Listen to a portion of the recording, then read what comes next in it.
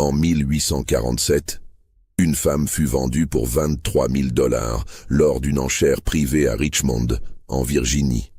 Un prix jamais atteint pour un être humain réduit en esclavage. Mais ce n'était ni sa beauté, ni sa force, ni ses talents qui justifiaient cette somme vertigineuse. C'était un secret qu'elle portait, gravé dans sa mémoire.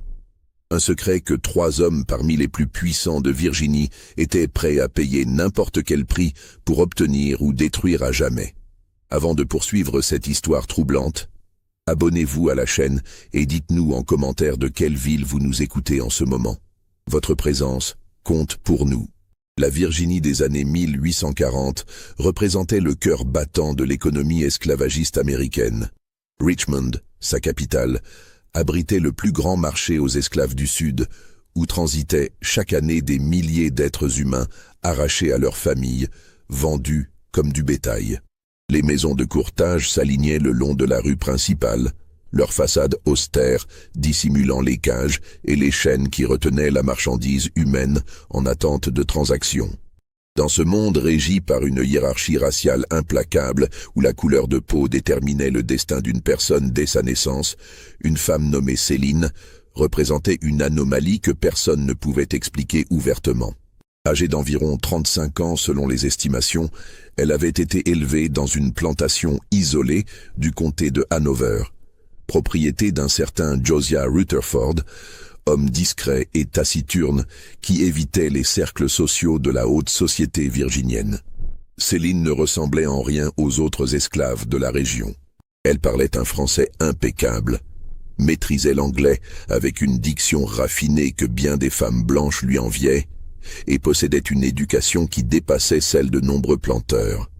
Elle savait lire et écrire dans 3 langues, connaissait la comptabilité avancée et avait été formée aux arts de la haute société. Musique, broderie fine et même rudiments de médecine. Une telle éducation pour une esclave constituait non seulement une rareté, mais une violation flagrante des lois de Virginie qui interdisaient formellement d'enseigner la lecture aux personnes asservies. Pendant plus de 20 ans, Céline avait vécu dans une étrange semi-liberté au sein de la plantation Rutherford. Elle ne travaillait pas au champ. Elle ne portait pas les vêtements grossiers des esclaves ordinaires. Elle occupait une petite maison séparée près de la demeure principale, un privilège inouï qui alimentait les rumeurs parmi les domestiques et les planteurs voisins. Certains murmuraient qu'elle était la maîtresse de Josiah, bien que personne n'ait jamais observé de familiarité particulière entre eux. D'autres suggéraient qu'elle était en réalité une femme libre dont les papiers avaient été perdus ou détruits, maintenue en captivité par quelque stratagème légal. La vérité, comme souvent, était bien plus complexe et infiniment plus sombre. Josiah Rutherford menait une existence retirée, refusant les invitations au bal et aux réceptions qui rythmaient la vie sociale de la classe plantocratique. Sa plantation, bien que prospère grâce à la culture du tabac, fonctionnait avec un minimum d'esclaves, environ 15 hommes et femmes qui entretenaient les champs et la maison principale. Josiah passait l'essentiel de son temps enfermé dans son bureau, penché sur des registres et des documents qu'il gardait sous clé dans un coffre-fort de fabrication britannique. Les rares visiteurs qui franchissaient le seuil de sa demeure remarquaient invariablement 2 choses. Premièrement, l'absence totale de portraits de famille ou de tout élément décoratif personnel. Deuxièmement, la présence constante de Céline qui circulait dans la maison avec une aisance qui semblait déplacée pour une femme de son statut légal.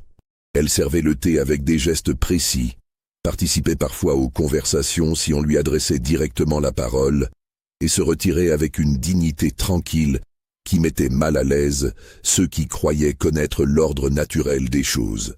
Cette situation précaire allait brutalement prendre fin à l'automne 1846.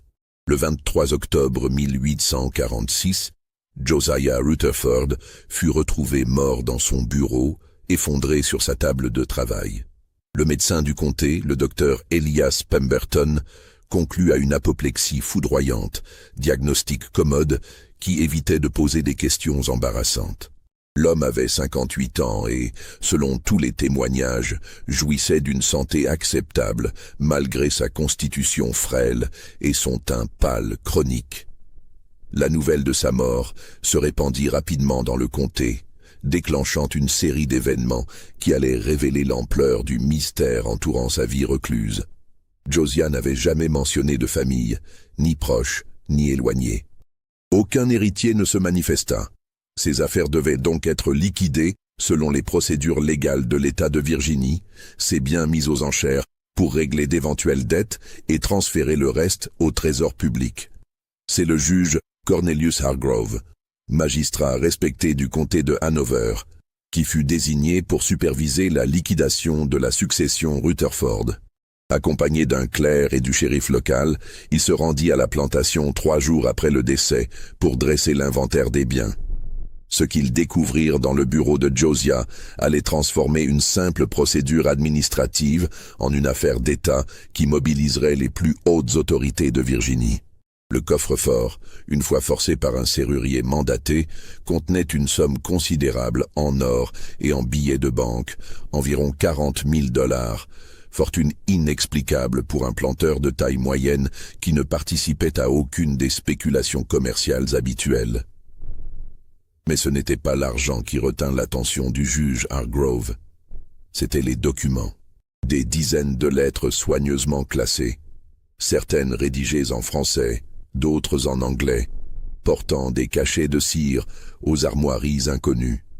Des registres comptables détaillant des transactions qui n'avaient aucun rapport avec la gestion d'une plantation de tabac. Des listes de noms, certains barrés à l'encre rouge, d'autres soulignés 2 fois. Et surtout, un cahier relié en cuir noir, sans titre ni indication extérieure, rempli d'une écriture serrée qui semblait constituer une sorte de journal ou de mémoire. Le juge Hargrove, homme méticuleux et consciencieux, commença à parcourir ces documents avec l'intention de comprendre la nature exacte des affaires de Rutherford. Ce qu'il lut la première heure le fit pâlir.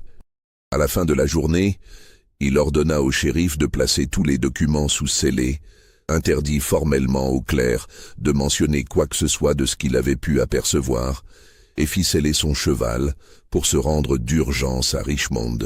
Ce soir-là, le juge Hargrove demanda une audience privée avec le gouverneur de Virginie, William Smith. La réunion dura jusqu'à l'aube.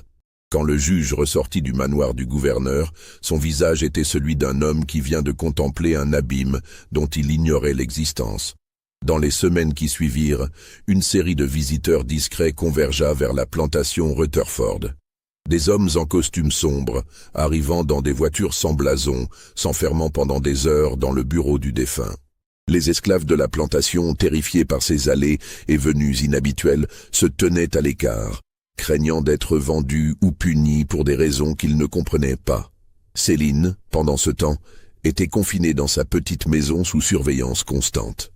2 hommes armés montaient la garde jour et nuit. Elle ne recevait aucune explication, aucune information sur son sort futur. Les domestiques qui lui apportaient ses repas remarquaient qu'elle ne semblait ni surprise ni effrayée par cette situation. Elle attendait, avec une patience qui suggérait qu'elle savait exactement ce qui allait se passer. Pour comprendre pourquoi Céline représentait un danger si considérable qu'elle nécessitait une surveillance armée, il faut remonter 27 ans en arrière, à l'année 1819, dans les derniers jours du commerce légal des esclaves en Amérique. Le 1er janvier 1808, le Congrès des États-Unis avait officiellement interdit l'importation d'esclaves africains, mettant fin théoriquement au commerce transatlantique. Mais cette loi, comme tant d'autres, était contournée par ceux qui avaient les moyens et les connexions nécessaires. Des réseaux clandestins continuaient d'acheminer des captifs depuis l'Afrique et les Caraïbes, utilisant des ports isolés, des intermédiaires corrompus et une bureaucratie complaisante. En 1819, un navire français nommé la Méduse partit de Saint-Domingue, l'actuel Haïti, transportant une cargaison officielle de rhum et de sucre. Officieusement, la cale du navire abritait 18 personnes, hommes, femmes et enfants, destinés à être vendus illégalement sur le sol américain. Parmi ces captifs se trouvait une jeune femme d'environ 8 ans qui serait plus tard connue sous le nom de Céline. Ce qui rendait ce groupe particulier, ce n'était pas leur origine africaine, mais leur provenance immédiate. Ils venaient tous de plantations haïtiennes, survivants de la Révolution qui avait renversé l'ordre colonial et établi la première république noire indépendante. Certains étaient des domestiques de maisons de maîtres français qui avaient fui l'île en catastrophe. D'autres étaient des enfants d'union mixte, métis dont le teint clair ne les avait pas protégés du chaos révolutionnaire. La jeune Céline était l'un de ces enfants. Sa mère avait été la gouvernante d'une famille de planteurs français fortunés.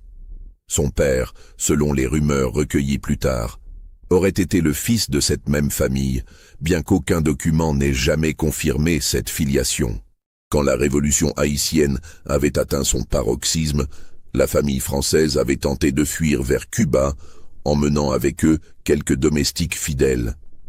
Mais le navire avait été intercepté par des corsaires qui n'avaient aucun scrupule à vendre tous les passagers, blancs ou noirs, à qui offrirait le meilleur prix. La Méduse accosta discrètement dans une crique isolée de la côte virginienne en mars 1819. Les 18 captifs furent rapidement dispersés vers différentes destinations, leurs identités effacées, leurs histoires enterrées. La jeune Céline fut achetée par un intermédiaire qui la revendit quelques jours plus tard à Josiah Rutherford pour une somme que les registres secrets révéleraient plus tard. 300 $, prix extraordinaire pour une enfant de cet âge. Mais Josiah Rutherford n'avait pas acquis Céline pour en faire une domestique ordinaire. Il avait un usage très spécifique en tête, un usage qui expliquait pourquoi il la traiterait avec tant de précaution pendant plus de 20 ans. Josiah Rutherford n'était pas simplement un planteur. Il était ce qu'on appelait dans les cercles discrets un gardien de secret, un homme dont la fonction réelle consistait à préserver des informations compromettantes pour le compte de personnages puissants. Sa plantation isolée servait de coffre-fort humain, un lieu où des documents sensibles, des preuves embarrassantes et des témoins gênants pouvaient être gardés à l'abri des regards indiscrets. La jeune Céline, à son arrivée chez Rutherford, parlait couramment français et créole haïtien. Elle avait été éduquée par sa mère selon les standards de la haute société française, compétences rares et précieuses. Mais surtout, elle avait vécu dans la maison d'une famille qui avait participé à des événements que beaucoup de personnes influentes préféraient avoir oubliés. Josiah comprit immédiatement le potentiel de cet enfant. Au lieu de l'utiliser comme domestique, il poursuivit son éducation, engageant discrètement des tuteurs, lui enseignant l'anglais, les mathématiques, la comptabilité. Il la forma également à une compétence très particulière, la mémoire absolue. Céline apprit à mémoriser des pages entières de textes, des listes de noms, des dates, des montants, tous les détails minutieux qui composaient les secrets que Rutherford gardait pour ses clients. Car c'était là le véritable génie et la terrifiante dangerosité du système établi par Josiah Rutherford. Les documents compromettants qu'on lui confiait, il ne les conservait pas indéfiniment sous forme écrite.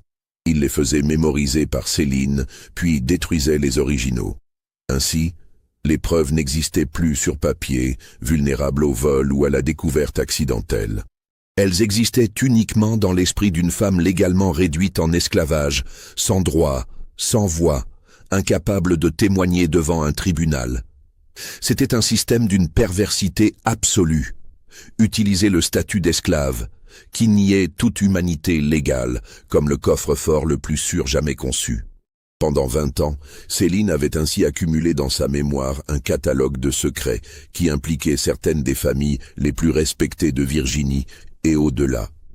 Des fraudes financières, des meurtres maquillés, des héritages volés, des trahisons politiques, des scandales sexuels impliquant des mineurs, des transactions d'esclaves illégales, longtemps après l'interdiction officielle, des liens avec des réseaux de contrebande, des corruptions de juges et de législateurs. Chaque information était datée, détaillée, vérifiable. Céline connaissait les noms, les dates, les montants, les circonstances. Elle était devenue, sans l'avoir choisi, l'archive vivante des péchés de l'élite virginienne. Quand le juge Hargrove avait ouvert le journal en cuir noir de Josiah Rutherford, Il avait découvert un index. Pas le texte complet des secrets gardés, mais un index méthodique, organisé par catégories et par date, indiquant la nature de chaque information que Céline avait mémorisée. Une simple liste, mais une liste qui lisait comme un catalogue de l'hypocrisie et de la corruption de toute une classe sociale. Le juge avait reconnu certains noms immédiatement.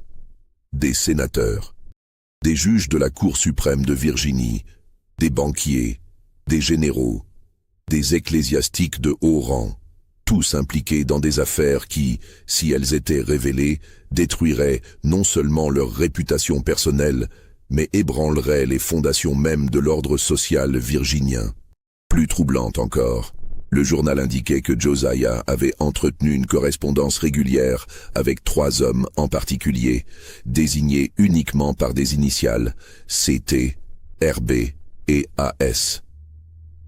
Ces 3 personnes semblaient avoir été les principaux clients de Rutherford, ceux qui lui confiaient les secrets les plus dangereux et payaient les sommes les plus importantes pour garantir leur sécurité. Le juge Hargrove, après sa nuit blanche avec le gouverneur Smith, comprit qu'il se trouvait face à une situation explosive. La mort de Rutherford signifiait que le système de protection s'était effondré. Céline, l'archive vivante, se retrouvait sans gardien. Et selon les lois de Virginie, elle devait être vendue aux enchères comme n'importe quel autre bien de la succession. Mais qui achèterait Céline? Et surtout, que ferait l'acheteur des secrets qu'elle portait? 3 possibilités se dessinaient, chacune plus dangereuse que les précédentes. Premièrement, l'un des hommes impliqués dans les secrets pourrait acheter Céline pour la faire disparaître définitivement, éliminant ainsi toute trace de ses crimes. Deuxièmement, un ennemi politique ou commercial de ces mêmes hommes pourrait l'acquérir pour exploiter ses connaissances et détruire ses adversaires.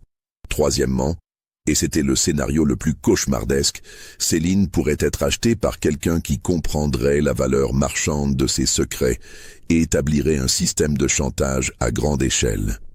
Le gouverneur Smith, homme pragmatique rompu aux réalités du pouvoir, prit une décision qui reflétait la mentalité de son époque et de sa classe. Céline devait être vendue, car la loi l'exigeait et toute exception soulèverait des questions dangereuses. Mais la vente devait être contrôlée, organisée de manière à ce que seuls certains acheteurs potentiels y aient accès. Une enchère privée fut donc arrangée, fixée au 15 janvier 1847. Les invitations furent envoyées à un nombre restreint de participants, tous soigneusement sélectionnés.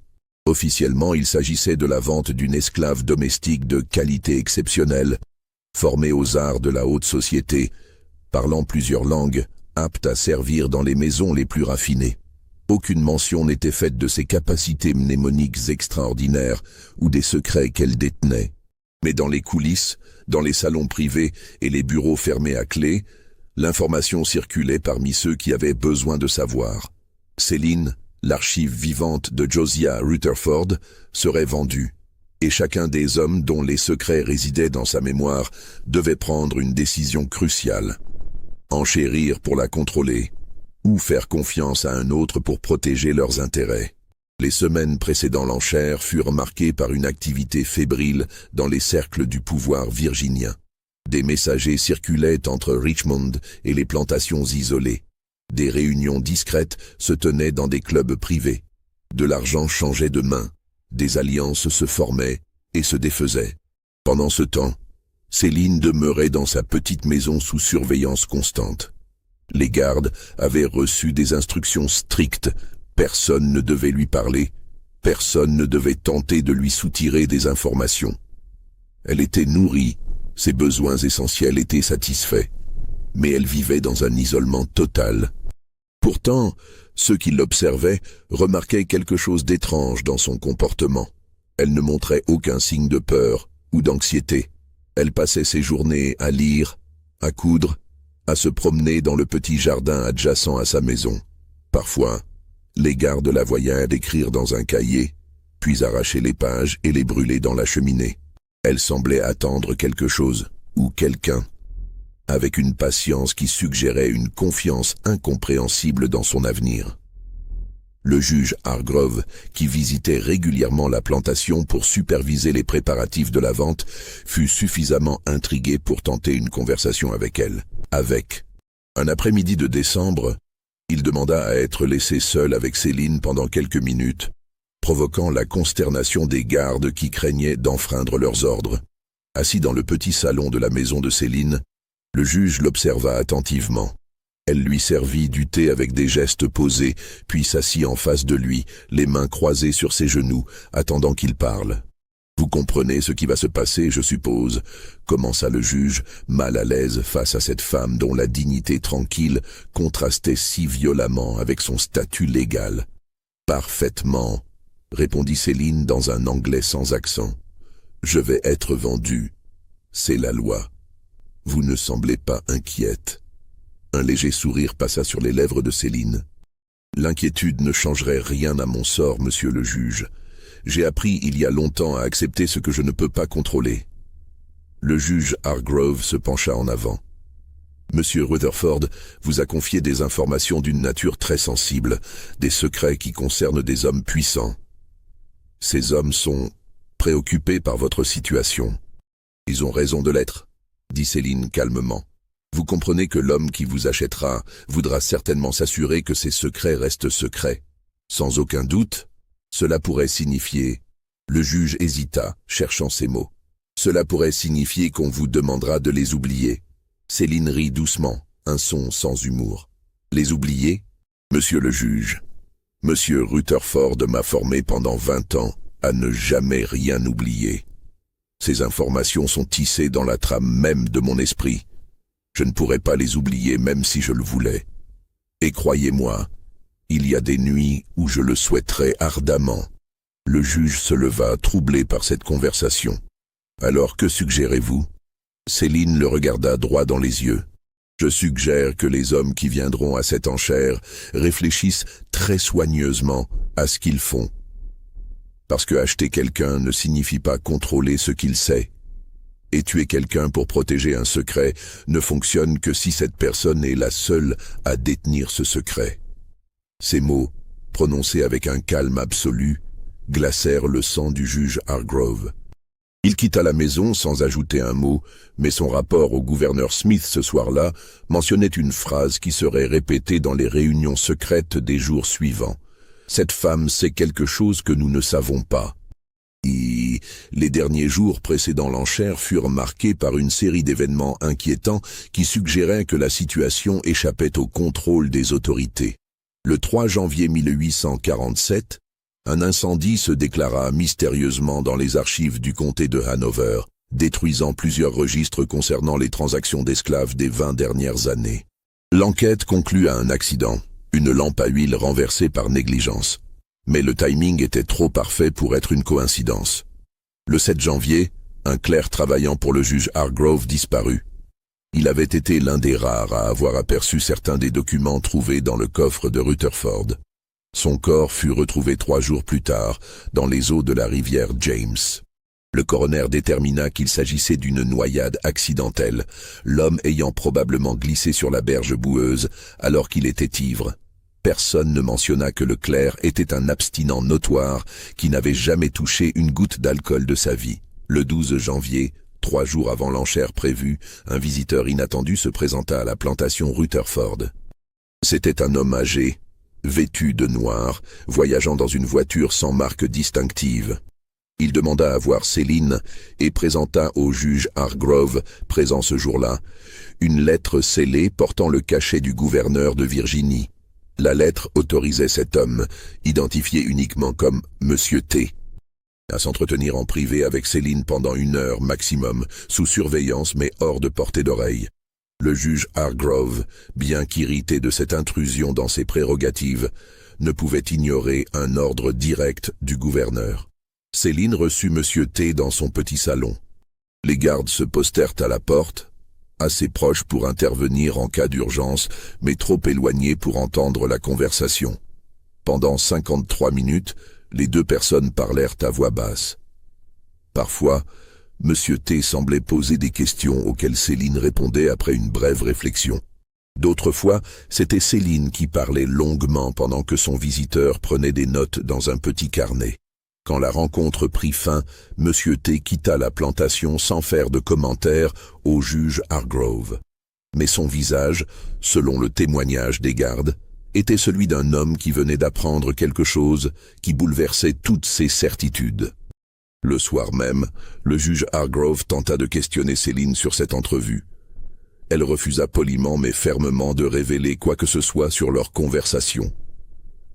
Monsieur T avait l'autorisation du gouverneur, dit-elle simplement.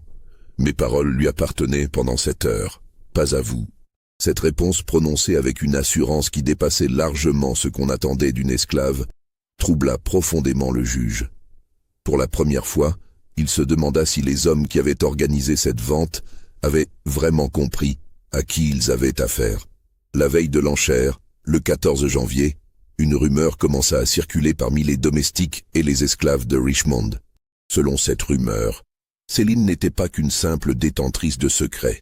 Elle aurait également caché quelque part, peut-être dans la plantation Rutherford, peut-être ailleurs, des documents physiques qui corroboraient tout ce qu'elle savait. Une sorte d'assurance-vie, une garantie que même sa mort ne suffirait pas à enterrer les vérités qu'elle portait. Cette rumeur n'avait aucune source vérifiable. Personne ne pouvait dire d'où elle venait, ni comment elle s'était propagée si rapidement. Mais son effet fut immédiat et dévastateur. Les hommes qui avaient prévu d'enchérir pour éliminer Céline durent reconsidérer leur stratégie. Si elle avait effectivement créé une telle sauvegarde, la tuer ne servirait à rien. Il faudrait d'abord localiser ces documents hypothétiques. Le juge Hargrove ordonna une fouille approfondie de la maison de Céline et de toute la plantation Rutherford. Pendant toute la journée du 14 janvier, des hommes examinèrent chaque recoin, sondèrent les murs, creusèrent dans le jardin, inspectèrent les dépendances.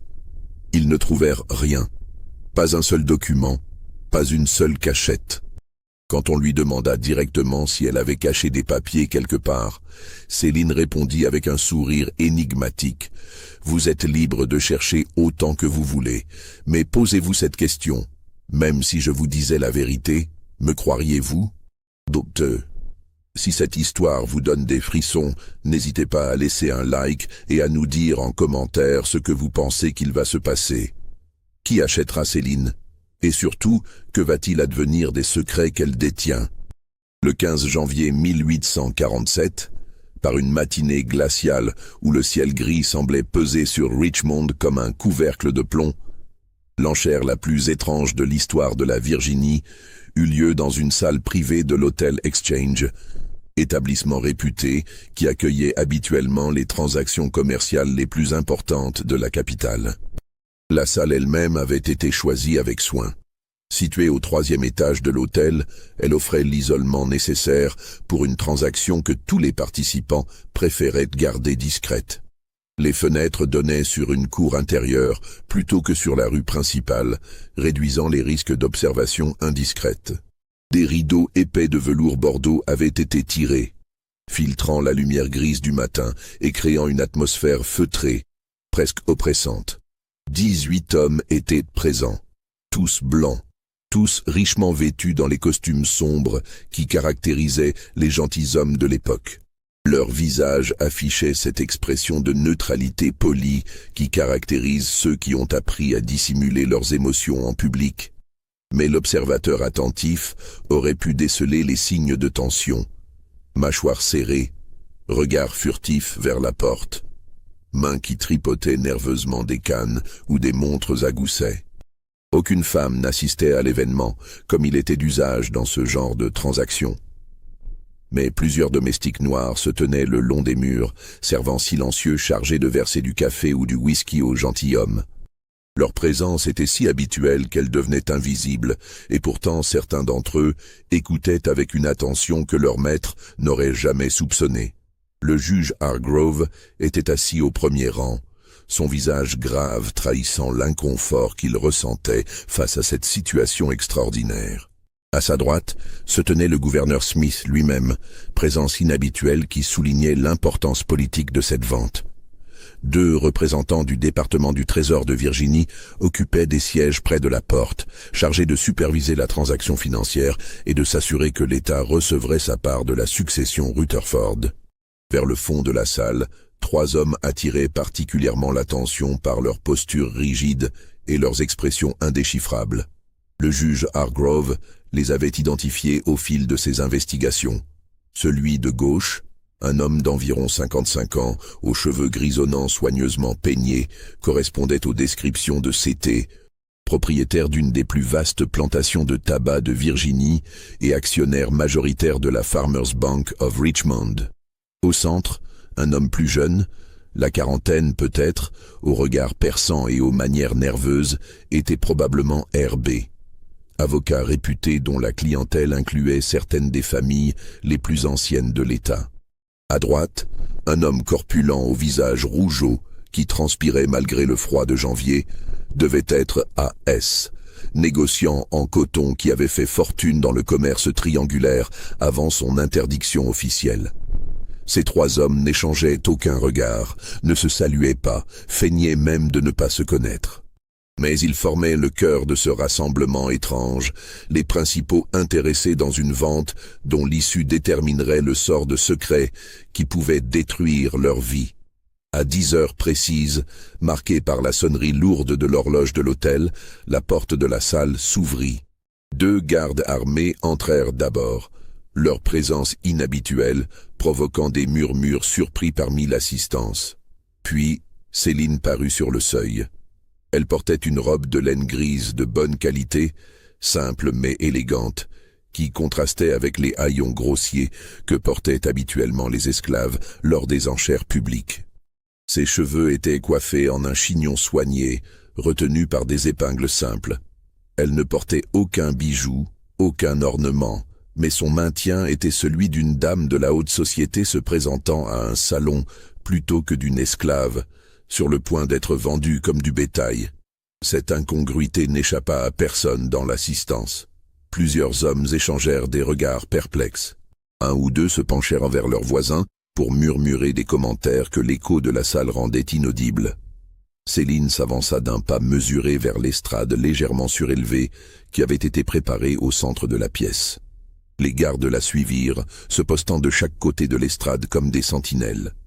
Elle monta les 3 marches sans aide, puis se retourna pour faire face à l'assemblée. Ses mains étaient croisées devant elle, son dos était droit, et son visage affichait une expression de calme absolu qui semblait presque surnaturelle dans ces circonstances. Le commissaire-priseur, Nathaniel Hayes, était un homme d'une 60aine d'années qui avait supervisé des centaines de ventes d'esclaves au cours de sa longue carrière. Il avait l'habitude de jauger la marchandise humaine d'un coup d'œil, de noter les défauts physiques, d'évaluer la force de travail potentielle. Mais face à Céline, son assurance professionnelle semblait vaciller. Il consulta plusieurs fois ses notes avant de commencer son discours. « Messieurs, annonça-t-il d'une voix qui manquait de sa fermeté habituelle, nous procédons aujourd'hui à la vente de la succession de feu, Monsieur Josiah Rutherford, que Dieu ait son âme. L'article que nous présentons est une femme de couleur, âge approximatif de 35 ans, en bonne santé générale selon l'examen du docteur Pemberton. » Il marqua une pause, consultant à nouveau ses notes comme s'il hésitait sur ce qu'il devait dire ensuite. Le silence dans la salle était tel qu'on pouvait entendre le crépitement du feu dans la cheminée. « Cette femme possède des compétences exceptionnelles, » continua Hayes, choisissant ses mots avec prudence. « Elle parle couramment le français, l'anglais et le créole haïtien. Elle sait lire et écrire dans ces 3 langues. Elle a été formée à la comptabilité, à la gestion de maison et aux arts d'agrément incluant la musique et la broderie fine. Elle possède également des connaissances en médecine domestique et en soins aux malades. » Chaque compétence listée provoquait des réactions dans l'audience. Certains hommes hochèrent la tête, impressionnés malgré eux. D'autres froncèrent les sourcils, conscients que ses capacités dépassaient largement ce qui était légal ou approprié pour une personne asservie. Hayes poursuivit, sa voix gagnant en assurance à mesure qu'il récitait les qualités conventionnelles. Elle a servi dans la maison de M. Rutherford pendant plus de 20 ans, avec, selon tous les témoignages, Une conduite irréprochable et une discrétion absolue. Elle est apte à servir dans les maisons les plus distinguées de notre État. Il évita soigneusement toute mention des véritables raisons qui rendaient en cette femme si précieuse et si dangereuse. Pas un mot sur sa mémoire extraordinaire, pas une allusion aux secrets qu'elle détenait. C'était un numéro d'équilibriste verbal, dire assez pour justifier un prix élevé sans révéler ce que tous les participants informés savaient déjà. Les enchères commencent à 1000 $, annonça Hayes, sa voix résonnant dans le silence pesant de la salle. Un silence tomba, si profond qu'on aurait pu entendre une épingle tomber sur le parquet ciré. 1000 $ était déjà un prix extraordinairement élevé pour n'importe quel esclave, même les plus qualifiés. Un charpentier expert valait environ 1200 $. Une domestique expérimentée se vendait pour 600 $. Commencer à 1000 $ signalait clairement que cette vente ne serait pas ordinaire. Les secondes s'étirèrent. Certains participants se tortillaient sur leurs chaises, manifestement mal à l'aise. Le gouverneur Smith observait la scène avec une expression indéchiffrable, ses doigts tambourinant légèrement sur la coudoir de son siège. Finalement, une voix s'éleva du fond de la salle. 2000 $. Les têtes se tournèrent pour identifier l'enchérisseur. C'était un homme d'âge moyen que personne ne semblait reconnaître, probablement un homme de paille agissant pour le compte d'un acheteur qui préférait rester dans l'ombre. 3000, lança immédiatement RB depuis son siège, sa voix claire et assurée trahissant une décision déjà prise avant même d'entrer dans cette salle. 5000, proposa AS. À le négociant en coton, sa voix légèrement essoufflée comme s'il venait de courir. Un murmure parcourut l'assistance.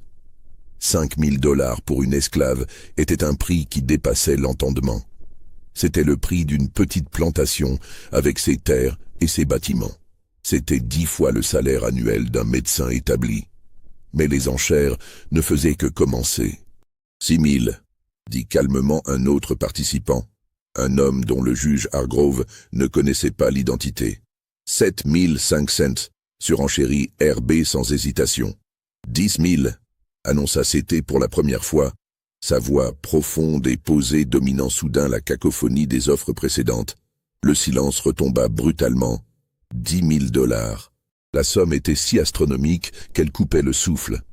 Pour mettre les choses en perspective, la plantation entière de Josiah Rutherford, avec ses terres, ses bâtiments, ses 15 esclaves et son équipement agricole, avait été évaluée à environ 15 000 $.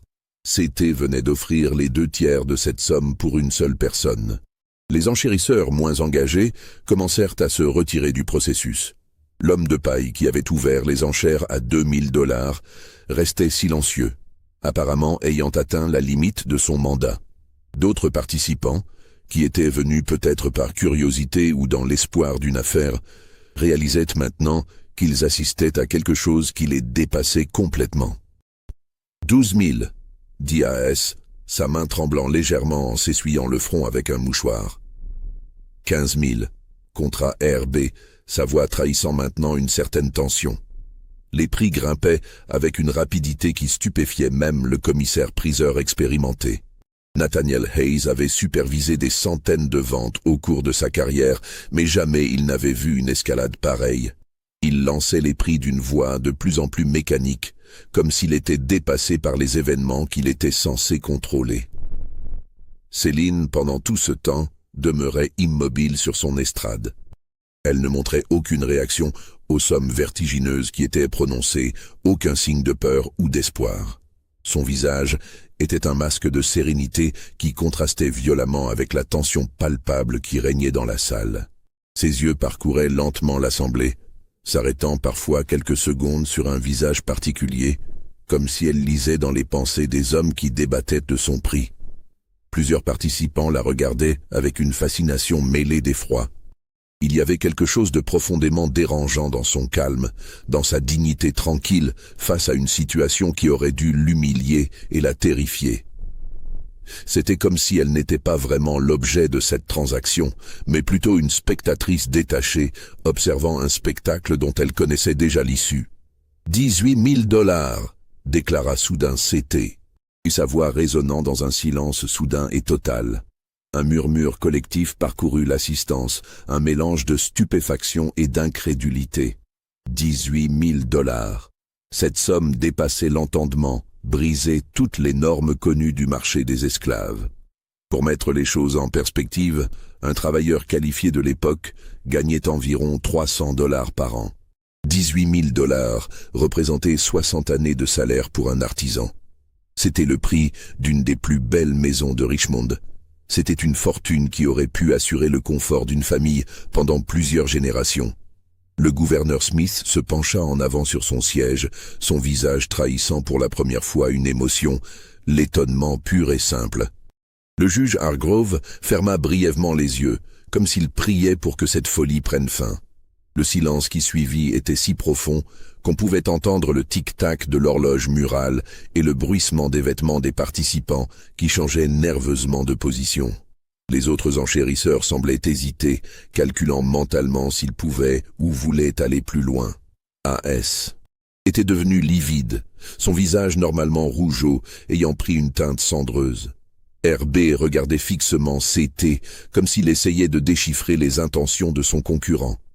20 000, lança finalement R.B., sa voix trahissant maintenant une détermination désespérée.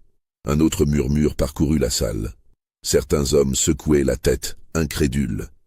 D'autres échangeaient des regards entendus, comme s'ils comprenaient enfin l'ampleur de ce qui était vraiment en jeu dans cette vente. C.T. se leva lentement de son siège. Le mouvement attira tous les regards vers lui. Il était grand, avec une prestance naturelle que l'âge n'avait pas diminué. Ses cheveux gris étaient soigneusement peignés en arrière, ses vêtements de qualité irréprochables. Mais c'était son regard qui captivait l'attention. Des yeux perçants qui ne révélaient rien de ses pensées. 2 poings froids et calculateurs qui semblaient peser chaque élément de la situation. Il se tourna vers Céline sur son estrade.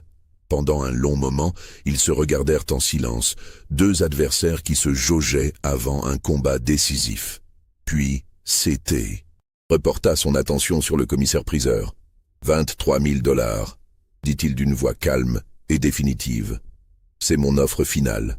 Le silence qui suivit était différent des précédents. Ce n'était plus l'hésitation de ceux qui calculaient s'ils devaient enchérir davantage. C'était le silence de ceux qui réalisaient qu'ils venaient d'atteindre une limite, un point au-delà duquel il serait folie de s'aventurer. R.B. et A.S. échangèrent un bref regard. Quelque chose passa entre eux, une communication silencieuse qui semblait sceller une décision commune. Ni l'un ni l'autre ne relança l'enchère. Le commissaire-priseur Hayes, retrouvant enfin sa voix professionnelle après le choc de cette somme extraordinaire, annonça d'un ton solennel. 23 000 $ enchère de monsieur. Il consulta ses notes pour le nom d'emprunt utilisé par C.T. Monsieur Charles Thompson. Y a-t-il d'autres offres? 23 000 $ une fois.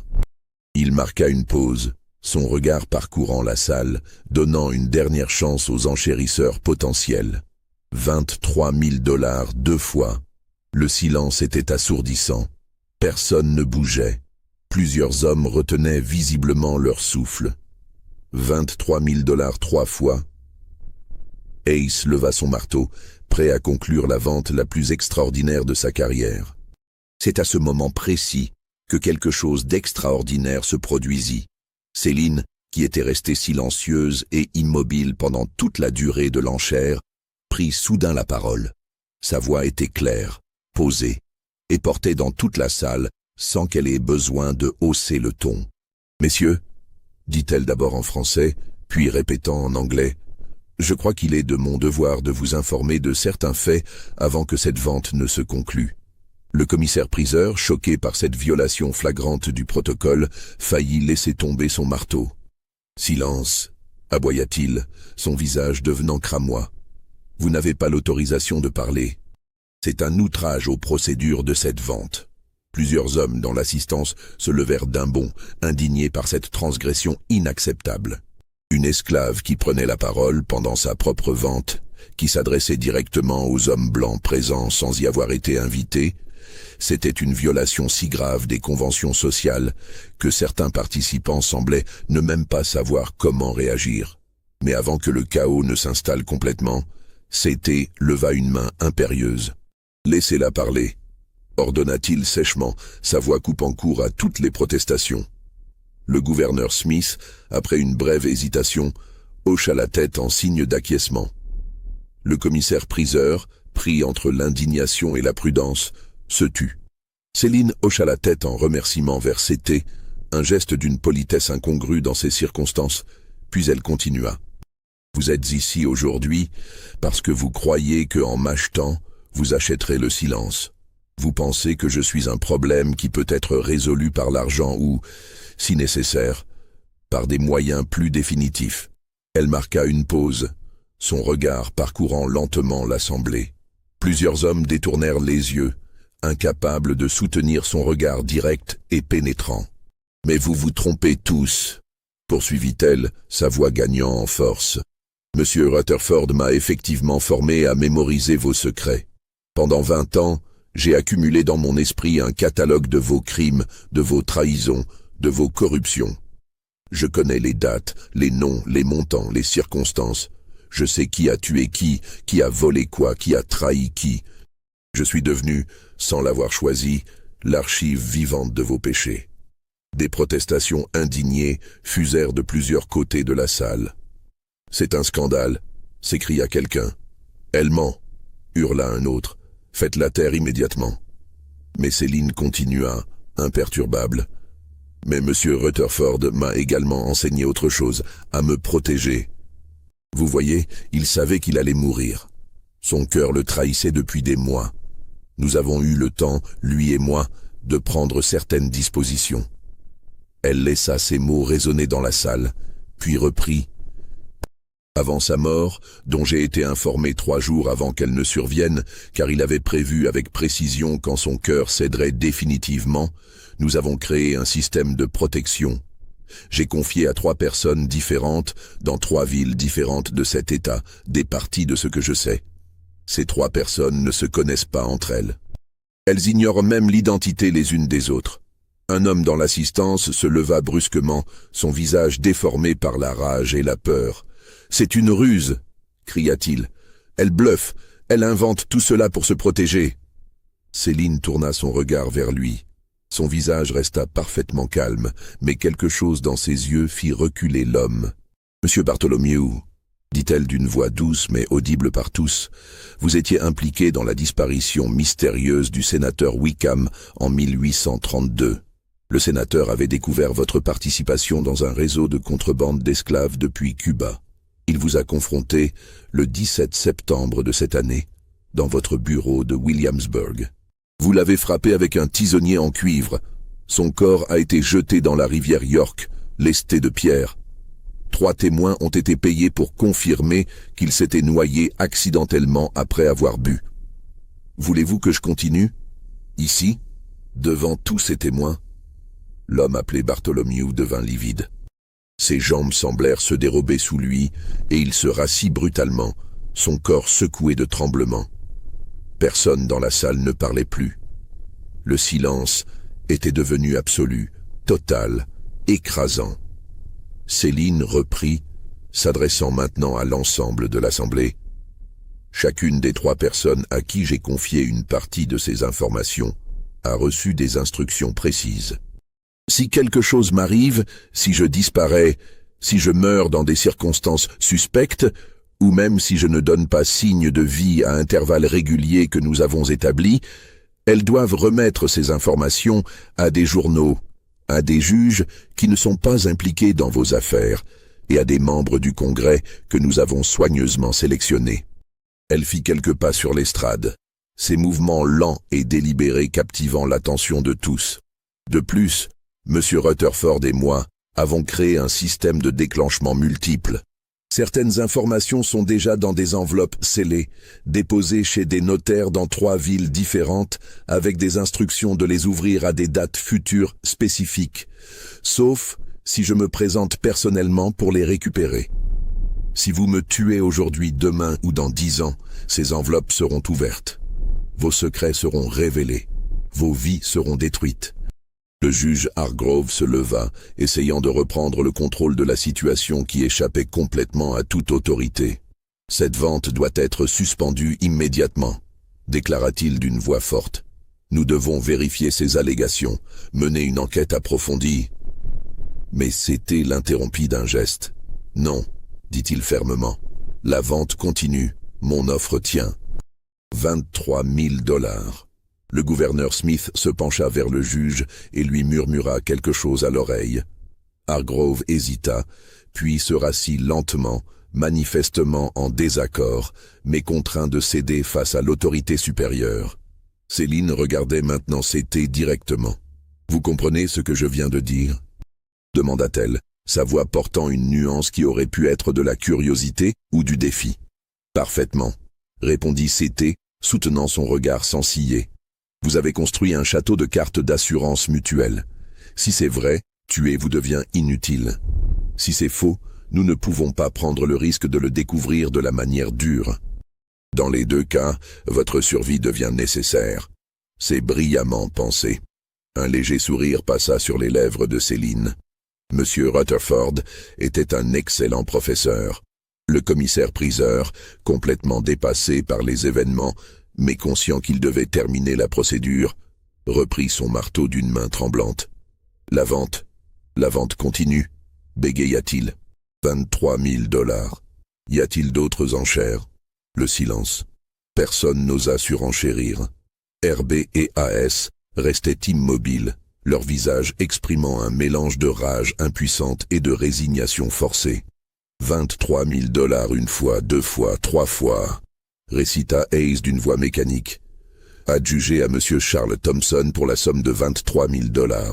Le coup de marteau résonna dans la salle comme un coup de canon. Les semaines qui suivirent l'enchère extraordinaire furent marquées par une étrange accalmie dans les cercles du pouvoir virginien, comme le calme trompeur qui précède une tempête ou suit un tremblement de terre. Céline fut transportée vers une propriété isolée du comté d'Albemarle, une plantation de taille moyenne nichée dans les contreforts des Blue Ridge Mountains, appartenant à l'homme qui l'avait achetée, et que nous continuerons d'appeler CT pour préserver le mystère historique de cette affaire.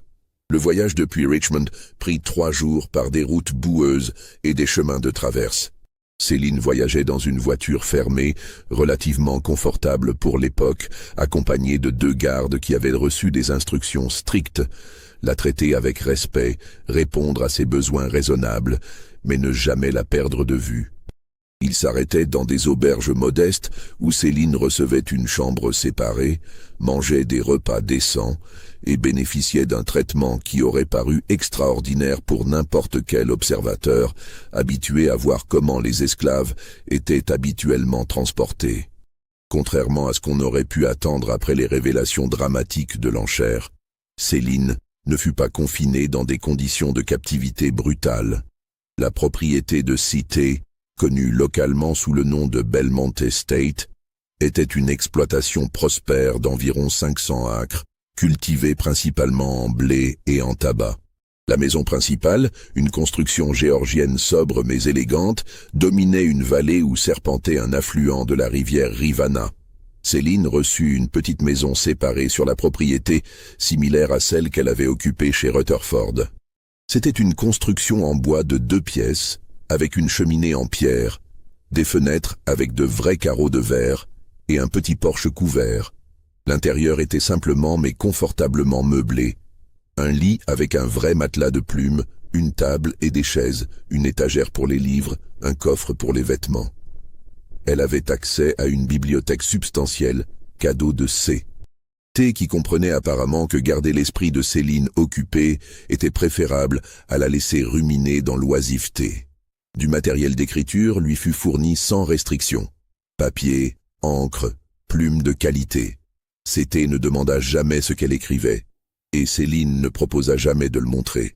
On lui permettait de se promener librement dans les jardins du domaine et même de se rendre au verger ou aux écuries si elle le souhaitait, bien qu'un domestique la suivait toujours discrètement à distance respectable. Cette liberté relative était néanmoins encadrée par des limites invisibles mais réelles. Céline n'avait pas le droit de quitter les terres de la plantation sans escorte. Elle ne pouvait pas recevoir de visiteurs de l'extérieur sans autorisation préalable. Sa correspondance, si elle en écrivait, passait par CT qui se réservait le droit de la lire avant l'envoi. C'était une cage dorée, certes, mais une cage néanmoins. La relation qui s'établit entre Céline et CT, au cours des premiers mois, fut d'une nature difficile à catégoriser. Ce n'était pas celle d'un maître et de son esclave, dans le sens conventionnel. Ce n'était pas non plus celle d'égaux, car la loi et la société rendaient cela impossible. C'était plutôt une forme de coexistence stratégique, une reconnaissance mutuelle de pouvoir et de vulnérabilité. CT, dont le vrai nom était Caleb Thornton, était un homme complexe qui défie les catégorisations simples. Propriétaire d'esclaves comme tous les planteurs de son rang et de son époque, il n'était pas particulièrement cruel selon les standards de son temps. Mais il n'était certainement pas un abolitionniste. Il croyait en l'ordre social établi, en la hiérarchie raciale, en son droit de propriété sur d'autres êtres humains. Mais il était aussi un homme d'une intelligence considérable qui comprenait les nuances du pouvoir mieux que la plupart de ses pairs. La première véritable conversation entre Céline et Caleb eut lieu une semaine après son arrivée à Belmont Estate. Caleb l'invita à prendre le thé dans le salon de la maison principale, geste d'une familiarité choquante que les domestiques observèrent avec des regards sidérés. Ils s'assirent face à face, une table basse entre eux chargée de porcelaine fine et de pâtisserie. « Vous avez orchestré tout cela depuis le début », dit Caleb sans préambule, versant le thé avec des gestes précis. La mort de Rutherford, les rumeurs, cette performance lors de l'enchère. Tout était planifié. Céline accepta la tasse qu'il lui tendait, remarquant la délicatesse de la porcelaine entre ses doigts. Monsieur Rutherford savait qu'il allait mourir. Son cœur le trahissait depuis des mois. Le docteur Pemberton lui avait donné 6 mois tout au plus. Nous avons eu le temps de préparer cette transition. « Et vous m'avez choisi », continua Caleb, son regard perçant fixé sur elle. « Parmi tous les hommes qui auraient pu gagner cette enchère, vous avez fait en sorte que ce soit moi. » « Pourquoi ?» Céline but une gorgée de thé avant de répondre, prenant le temps de choisir ses mots. « Parce que de tous les hommes impliqués dans les secrets que je détiens, vous êtes le seul qui a quelque chose à perdre qui compte vraiment pour vous. Votre fils. Votre réputation familiale. Les autres ne se soucient que d'argent et de pouvoir, choses qu'ils peuvent toujours reconstruire d'une manière ou d'une autre. Mais vous, monsieur Thornton, vous avez une faiblesse que je peux comprendre et respecter. Vous tenez à votre héritage familial plus qu'à votre propre vie. » Caleb se raidit visiblement. « Vous connaissez mon nom. »« J'ai toujours connu votre nom, » répondit Céline calmement. Monsieur Rutherford gardait des secrets pour vous depuis 15 ans. Je sais ce que vous avez fait en 1834. Je sais pourquoi vous l'avez fait. Et je sais que si cette information était révélée, votre fils serait ruiné avant même d'avoir commencé sa vie d'adulte. Le visage de Caleb devint un masque de pierre. Vous me menacez? Dans ma propre maison? Non, dit Céline, posant sa tasse avec un léger tintement. Je vous explique pourquoi nous pouvons coexister. Vous avez besoin que je reste en vie et en sécurité pour que mes systèmes de protection ne se déclenchent pas. J'ai besoin de vous pour avoir un endroit où vivre sans être constamment en danger. Nous avons un intérêt mutuel à ce que cette situation perdure. Caleb se leva brusquement, faisant quelques pas vers la fenêtre qui donnait sur les jardins. Son dos était rigide, ses poings serrés le long de son corps. Quand il se retourna, son visage trahissait un mélange de rage contenue et de respect réticent. « Vous êtes la créature la plus dangereuse que j'ai jamais rencontrée, » dit-il d'une voix basse. « Et je suis maudit de devoir vous garder en vie. »« Non, » corrigea Céline doucement. « Je ne suis pas dangereuse. Je suis nécessaire. Et maintenant, je vous appartiens légalement. Mais nous savons tous les deux que la réalité est infiniment plus complexe que ce que dit le papier. » Cette conversation établit le ton de leur relation pour les années qui suivraient. C'était un équilibre précaire, constamment renégociés à travers des conversations indirectes, des gestes symboliques, des limites testées et redéfinies. Au cours des années qui suivirent, des incidents curieux se produisirent parmi les familles et les personnalités impliquées dans les secrets que Céline détenait. Ces événements, pris individuellement, pouvaient sembler être de simples coïncidences. Mais leur accumulation suggérait un schéma plus sombre.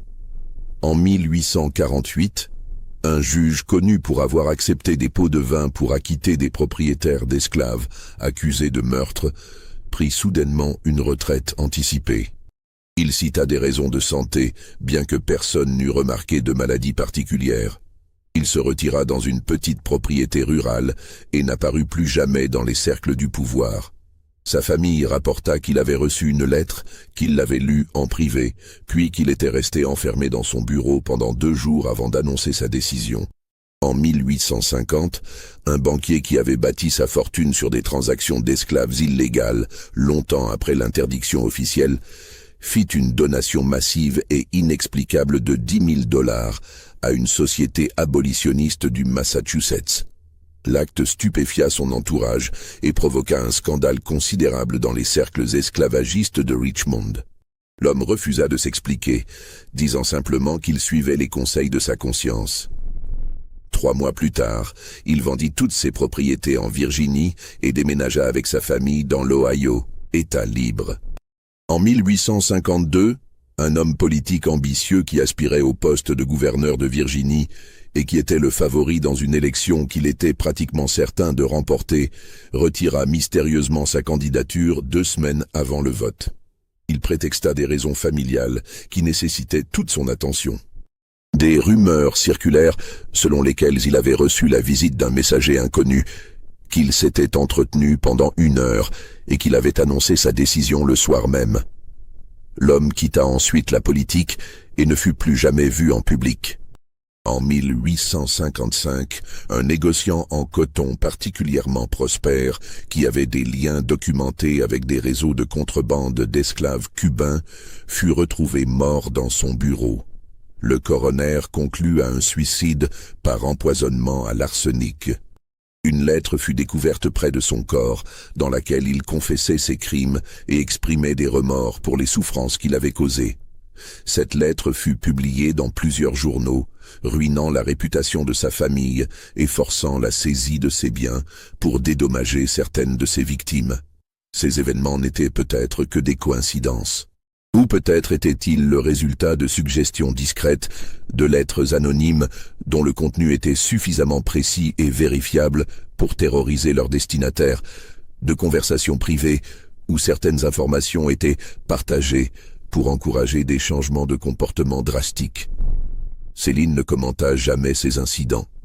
Caleb, qui lisait les journaux avec une attention particulière, ne posa jamais de questions directes. Mais parfois, lors de leurs rares conversations, un regard passait entre eux, une compréhension tacite que le monde changeait d'une manière que personne d'autre ne pouvait totalement comprendre. La vie de Céline à Belmont Estate prit une routine étrange. Elle passait ses matinées à lire et à écrire. Ses après-midi étaient consacrés à de longues promenades dans les jardins ou dans la campagne environnante, toujours accompagnée discrètement d'un domestique. Ses soirées, elle les passait souvent seule, à la lumière d'une lampe à huile, penchée sur ses écrits personnels. Car Céline avait commencé un projet qui occuperait les dernières années de sa vie. Elle écrivait son histoire, non pas les secrets qu'elle détenait sur les autres, car cela aurait violé l'équilibre délicat qu'elle avait établi, mais sa propre histoire. L'enfance en Haïti dans une maison coloniale où elle servait le thé à des planteurs français, tout en écoutant sa mère raconter des histoires en créole. Le voyage cauchemardesque sur la Méduse, où elle avait été entassée dans une cale sombre, avec d'autres captifs, son arrivée en Virginie et sa vente à Josiah Rutherford. Elle écrivait sur les années de formation avec Rutherford, sur la manière dont il l'avait transformée en une archive vivante, sur le processus psychologique complexe d'absorption et de mémorisation de secrets qui ne la concernaient pas mais qui définissaient néanmoins son existence entière. Elle décrivait les nuits où elle ne pouvait pas dormir hantée par les crimes dont elle portait la mémoire. Elle parlait de la solitude absolue d'être la seule personne à connaître certaines vérités, incapable de les partager, forcée de les porter comme un fardeau invisible. Ses écrits furent découverts après sa mort par la fille de Caleb Thornton, une jeune femme nommée Sarah, qui avait développé une amitié inhabituelle avec Céline au cours des dernières années de sa vie. Sarah avait 17 ans quand Céline était arrivée à Belmont Estate. Elle avait été élevée dans la conviction absolue de la supériorité raciale blanche, dans l'acceptation non questionnée de l'esclavage comme ordre naturel des choses. Mais Sarah était également une jeune femme intelligente et curieuse, éduquée par des tuteurs privés, lectrice vorace de romans et de poésie. La présence de Céline à Belmont Estate l'intriguait profondément. Comment une femme légalement esclave pouvait-elle parler avec tant d'éloquence? Comment pouvait-elle connaître 3 langues quand Sarah elle-même peinait avec son français? Comment pouvait-elle comprendre des concepts philosophiques complexes dont elle discutait parfois lors de promenades dans le jardin? Au fil des années, contre toutes les conventions sociales et malgré la désapprobation discrète mais évidente de Caleb, Sarah et Céline développèrent une relation qui transcendait les catégories établies. Ce n'était pas exactement de l'amitié dans le sens conventionnel, car l'inégalité fondamentale de leur position rendait cela impossible. Mais c'était une forme de compagnonnage intellectuel, une conversation continue qui se poursuivait à travers les années. Sarah posait des questions que personne dans son entourage n'avait jamais encouragée à poser. Qu'est-ce que cela faisait d'être esclave? Comment Céline supportait-elle de connaître tous ses secrets sur des hommes puissants? Croyait-elle qu'un jour les choses changeraient? Avait-elle peur de mourir? Céline répondait avec une honnêteté qui était à la fois généreuse et calculée. Elle comprenait que Sarah représentait peut-être une opportunité de transmettre quelque chose d'important à la génération suivante. À travers leur conversation, elle plantait des graines de doute sur l'ordre établi, des questions sur la justice et l'humanité qui germaient lentement dans l'esprit de la jeune femme. En 1860, quand les tensions entre le Nord et le Sud atteignirent un point de rupture et que la guerre civile devint inévitable, Sarah avait 27 ans. Elle s'était mariée mais était restée à Belmont Estate avec son mari, un jeune planteur de la région. Céline avait alors environ 49 ans selon les estimations, sa santé commençant à décliner. C'est pendant cette période troublée, quand le monde qu'ils avaient tous connu semblait sur le point de s'effondrer, que Céline confia ses manuscrits à Sarah. Un après-midi d'automne, dans la petite maison où Céline vivait depuis 13 ans, elle tendit à la jeune femme une boîte en bois contenant des centaines de pages soigneusement écrites. « C'est mon histoire », dit Céline simplement. « Pas les secrets que je garde pour votre père et pour les autres, juste mon histoire. Lisez-la quand je ne serai plus là, et décidez ce que vous voulez en faire. » Sarah prit la boîte avec des mains tremblantes. « Pourquoi moi ?» demanda-t-elle, sa voix à peine audible. « Parce que vous êtes la seule personne que j'ai rencontrée dans ce monde qui a le courage de regarder la vérité en face sans se détourner, » répondit Céline. « Et parce que le monde change. La guerre arrive, l'ordre ancien va s'effondrer. Il faudra des gens comme vous pour construire quelque chose de meilleur sur ces ruines. » Céline vécut jusqu'en 1863, mourant à l'âge d'environ 52 ans, pendant l'été où la guerre de sécession faisait rage et où l'émancipation commençait à transformer le Sud. Elle mourut de pneumonie après avoir contracté une fièvre qu'elle n'avait pas la force de combattre. Caleb Thornton, qui avait maintenant 70 ans, était à son chevet quand elle rendit son dernier souffle. Selon le témoignage de Sarah, qui était également présente, les derniers mots de Céline furent prononcés en français, la langue de son enfance. « Enfin je suis libre ». Puis, après une pause, elle ajouta en anglais regardant Caleb, « Vos secrets meurent avec moi ». Caleb ferma les yeux de Céline avec une douceur qui surprit Sarah. « Que Dieu ait pitié de ton âme », murmura-t-il, « et de la mienne ». Céline fut enterrée dans un coin reculé du cimetière familial de Belmont Estate. Honneur extraordinaire pour une esclave. Une simple pierre tombale fut placée, portant seulement son prénom et une date approximative. Aucun nom de famille, car légalement elle n'en avait pas. Aucune épitaphe, car que pouvait-on écrire qui résumerait une vie si complexe et si tragique? Sarah lut les manuscrits de Céline pendant l'hiver suivant, enfermée dans sa chambre pendant des journées entières. Ce qu'elle découvrit bouleversa les fondations mêmes de sa compréhension du monde. Elle apprit l'horreur vécue par sa mère adoptive intellectuelle, la perversité du système qui avait transformé un être humain en coffre-fort vivant, l'hypocrisie absolue des hommes qui proclamaient la supériorité morale du Sud tout en commettant les crimes les plus vils. En 1864, après la mort de son mari tué lors de la bataille de Cold Harbor, Sarah prit une décision qui horrifia son père et la société dans laquelle elle vivait. Elle utilisa l'héritage que son mari lui avait laissé pour établir une station sûre sur le chemin de fer clandestin. Le réseau qui aidait les esclaves à fuir vers les États libres du Nord. Belmont Estate devint, pendant les derniers mois de la guerre, un refuge pour des dizaines d'esclaves en fuite. Sarah coordonnait leur passage avec des abolitionnistes du Nord, fournissait nourriture et vêtements, organisait leur transport vers la prochaine station. Caleb, maintenant âgé et en déclin, ne pouvait ou ne voulait pas l'arrêter. Peut-être comprenait-il, dans ces derniers jours, que le monde qu'il avait connu et défendu était en train de mourir de toute façon. Certains historiens suggèrent que Sarah Thornton fut l'une des figures importantes du chemin de fer clandestin en Virginie centrale, bien que son identité réelle n'ait jamais été confirmée avec certitude dans les archives. Les documents officiels de cette période sont fragmentaires, beaucoup ayant été détruits pendant les derniers jours chaotiques de la Confédération. Ce qui est certain, c'est que Sarah survécut à la guerre et à l'émancipation.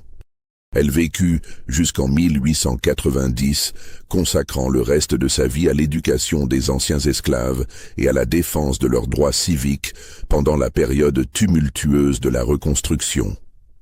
Elle ne se remaria jamais, n'eut jamais d'enfant.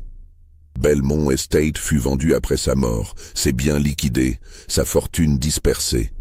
Quant aux manuscrits de Céline, leur destin reste un mystère. Sarah ne les publia jamais de son vivant. Aucune copie ne fut jamais trouvée dans les archives familiales ou publiques. Soit elle les détruisit, considérant qu'ils étaient trop dangereux même après la mort de tous les hommes impliqués dans les secrets. Soit elle les cacha quelque part, espérant peut-être qu'ils seraient découverts par une génération future qui pourrait les comprendre et les apprécier.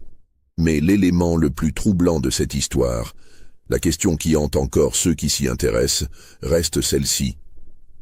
Céline avait-elle vraiment créé ce système de sauvegarde qu'elle avait décrit lors de l'enchère? Les enveloppes scellées, les 3 personnes dans 3 villes différentes, les notaires avec leurs instructions temporisées, tout cela existait-il réellement? Ou était-ce le bluff le plus audacieux et le plus brillant jamais réalisé par une personne réduite en esclavage, un château de cartes construit uniquement sur la peur et l'incertitude qui avait néanmoins suffi à garantir sa survie et son pouvoir relatif pendant 16 ans? En 1889, plus de 40 ans après l'enchère fameuse, un journaliste de Richmond nommé Theodore Whitman, enquêtant sur l'histoire de l'esclavage en Virginie pour une série d'articles commémorant le 25e anniversaire de l'émancipation, découvrit une référence à cette vente extraordinaire dans de vieux registres judiciaires.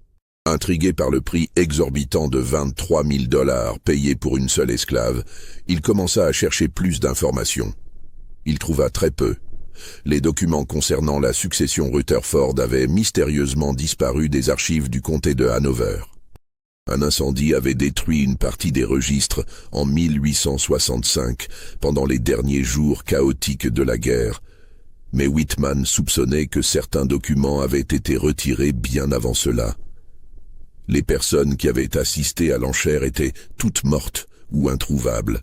Whitman réussit à localiser un fils de l'un des participants, mais l'homme refusa catégoriquement de parler, prétextant ne rien savoir des affaires de son père. Quand Whitman insista, mentionnant le nom de Céline, l'homme devint livide et lui ordonna de quitter sa propriété immédiatement.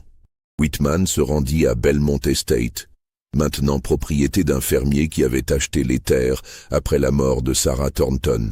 Le nouveau propriétaire n'avait jamais entendu parler de Céline, ni de Caleb. La petite maison où Céline avait vécu avait été démolie des années auparavant. Le cimetière familial était envahi par les mauvaises herbes, les pierres tombales renversées ou brisées. Mais le journaliste découvrit un détail fascinant qui alimenta ses spéculations pour le reste de sa vie.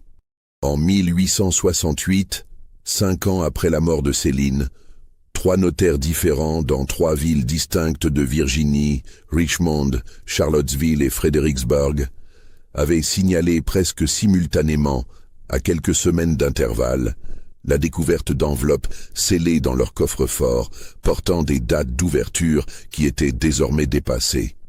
Ces enveloppes, selon les rapports que Whitman réussit à déterrer dans les archives notariales, avaient été déposées par un intermédiaire anonyme dans les années 1840. Les dates de dépôt correspondant approximativement à la période entre la mort de Rutherford et l'enchère de Céline. Les dépôts avaient été payés avec de l'or, pas des billets traçables. Aucune instruction n'avait été laissée concernant l'identité du déposant. Les notaires, perplexes devant ces documents dont personne ne réclamait l'ouverture ou la récupération, et considérant qu'après tant d'années leur contenu n'avait probablement plus aucune pertinence, avaient finalement décidé de les détruire sans les lire. C'était la procédure standard pour les documents abandonnés après une période prolongée. Avaient-ils détruit les secrets de Céline? Ou ces enveloppes étaient-elles vides, simple élément d'un bluff magistral qui avait fonctionné au-delà de toute espérance? Les notaires, ayant brûlé les enveloppes sans regarder leur contenu, ne pouvaient fournir aucune réponse. Whitman, frustré par l'impossibilité de vérifier cette information cruciale, tenta une dernière approche. Il rechercha des descendants de Caleb Thornton, espérant que des papiers familiaux pourraient éclairer le mystère. Il découvrit que la lignée Thornton s'était éteinte avec Sarah, qui n'avait pas eu d'enfant. Tous les papiers de la famille avaient été dispersés ou détruits. Après des mois de recherches infructueuses, Whitman abandonna son enquête. Mais dans son article final sur le sujet, publié dans le Richmond Times-Dispatch en février 1890, il écrivit un passage qui résume parfaitement le mystère de cette affaire. Dans l'histoire de l'esclavage en Virginie, il y a des questions auxquelles nous ne connaîtrons jamais les réponses. L'histoire de la femme connue seulement sous le nom de Céline, vendue pour la somme astronomique de 23 000 $ en 1847, restera probablement à jamais enveloppée de mystère. Était-elle vraiment l'archive vivante de secrets terribles? Avait-elle construit un système ingénieux pour se protéger? Ou était-elle simplement une femme extraordinairement intelligente qui avait compris comment manipuler la peur et la cupidité des hommes puissants? Peut-être est-ce mieux ainsi. Certains secrets sont trop lourds pour être portés par la mémoire collective, même longtemps après que ceux qui les ont créés ont disparu. Et peut-être que la plus grande victoire de Céline n'était pas d'avoir survécu, mais d'avoir laissé derrière elle un mystère qui continue de nous interroger sur la nature du pouvoir, de la mémoire et de la justice. Car au fond, ce qui compte n'est pas de savoir si ces enveloppes contenaient vraiment des secrets ou si elles étaient vides. Ce qui compte, c'est qu'elle ait réussi pendant 16 ans à vivre selon ses propres termes dans un monde qui niait son humanité même. Elle a transformé sa prison en forteresse, son asservissement en pouvoir. Et cela, que ce soit par la vérité ou par le bluff le plus brillant jamais conçu, est une leçon qui mérite d'être rappelée. Vous venez d'entendre l'histoire de Céline, l'esclave la plus chère jamais vendue en Virginie. Croyez-vous que tout a été révélé? Pensez-vous que son système de protection existait vraiment, ou était-ce le bluff le plus extraordinaire de l'histoire? Les enveloppes détruites par les notaires contenaient-elles vraiment les secrets qui auraient pu faire tomber l'élite virginienne, ou étaient-elles vides, simple élément d'une performance psychologique magistrale? Partagez votre opinion dans les commentaires. Dites-nous ce que vous pensez de cette femme qui a transformé le système qui l'opprimait en arme de sa propre survie. Abonnez-vous à la chaîne pour plus d'histoires historiques troublantes qui explorent les zones d'ombre de notre passé. et partagez cette vidéo avec ceux qui, comme vous, sont fascinés par les mystères qui révèlent les vérités profondes sur la nature humaine. Car au fond, la véritable question n'est pas de savoir si Céline a gagné ou perdu dans ce jeu terrible qu'elle n'avait jamais choisi de jouer. La véritable question est de savoir combien de personnes, aujourd'hui encore, portent des secrets qui sont trop dangereux pour être révélés et combien d'entre elles ont compris la leçon que Céline a enseignée il y a plus de 150 ans. Le pouvoir ne réside pas dans la force, ni même dans la vérité elle-même, mais dans ce que les autres croient que vous savez et dans votre capacité à les faire douter de leur propre certitude.